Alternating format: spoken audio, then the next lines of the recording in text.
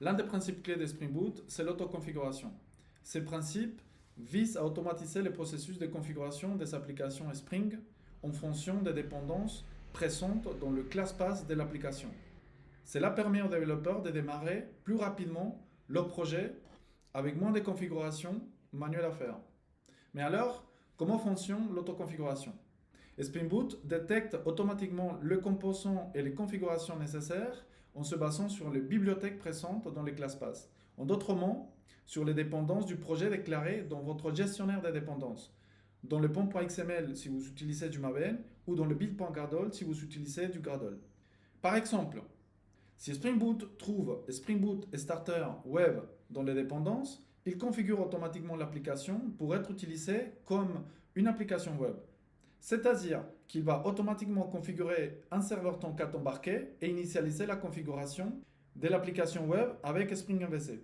Ou si elle détecte que vous avez besoin d'une base de données, elle tentera de configurer une connexion à cette base.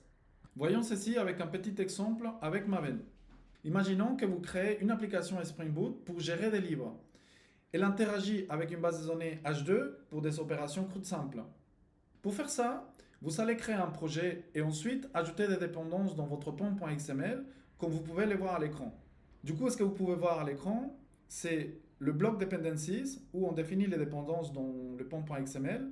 Et là, on constate tout simplement qu'on a deux dépendances, ce qu'on a dit tout à l'heure. On a mis Spring Data, JPA, et on a mis une dépendance vers H2 parce qu'on a dit qu'on va utiliser une base de données au mémoire qui s'appelle H2. Ensuite, vous pouvez créer une entité JPA appelée book, comme vous pouvez le voir à l'écran. Ce qu'on voit ici, c'est une simple classe Java avec quelques annotations. Première annotation, @entity. Ça va dire tout simplement qu'il s'agit d'une entité qui sera mappée à une table en base de données, dans notre base de données H2. Ensuite, on voit une autre annotation, c'est @id. Cette annotation dit tout simplement à Spring qu'il s'agit de l'identifiant de cette entité. Donc on va, dans ce cas-là, ça s'appelle ID.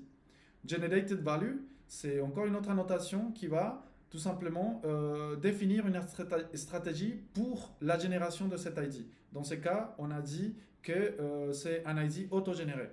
Ensuite, pour interagir avec la base de données, vous créez un repository qu'on va appeler book repository, comme vous pouvez le voir à l'écran.